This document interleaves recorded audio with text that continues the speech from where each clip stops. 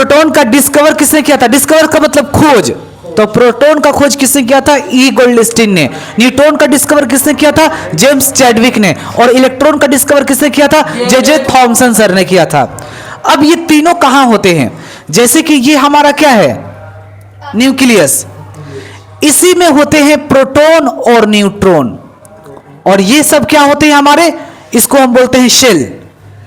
ठीक है, जो हमारा यहां पर इलेक्ट्रॉन होता है और वो क्या करता है? इसके चारों ओर मूविंग करता रहता है, मूव करता रहता है, घूमता रहता है, इसके चक्कर लगाते रहते हैं। आगे समझ में? तो ये जो आपको दिखाई दे रहे हैं ना डॉट डॉट, ये सब बच्चों इसको क्या कहते हैं? हम इलेक्ट्रॉन कहते हैं। इसको क्या कहते हैं?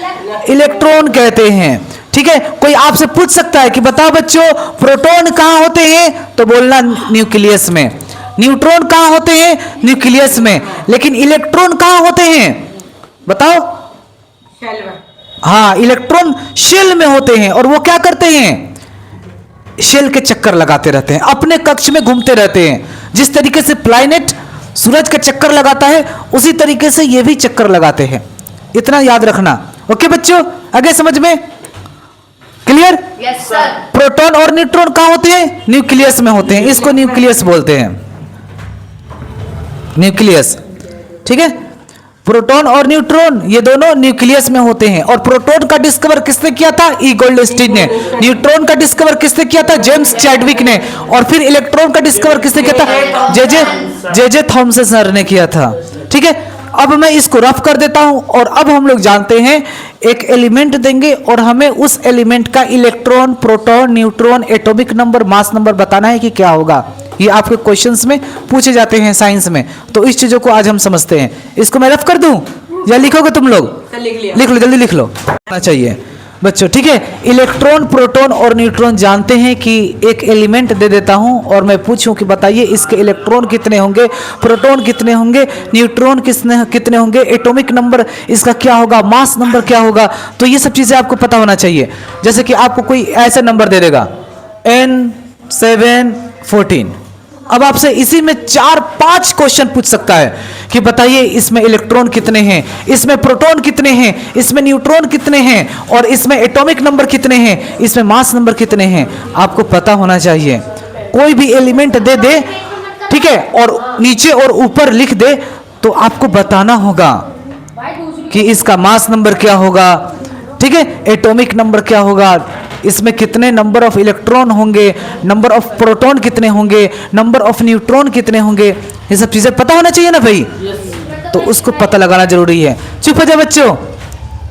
अब देख लो, मैं बता दूं, ये हमारा जो होता है सिंबल ऑफ एलिमेंट होते हैं। एलिमेंट का सिंबल होता है जो ये क्या है, एन का मतलब नाइट्रोजन।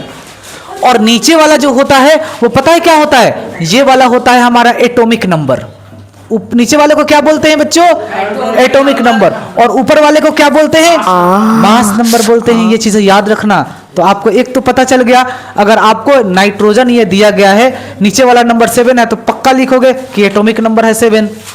ठीक है, और फिर कहेगा कि मास नंबर बताइए कितने हैं, तो आराम से बता दोगे 14। क्लियर ये भी? अब बात आता है कि आपसे पूछ सकता है कि बताइए इसमें कितने इलेक्ट्रॉन हैं।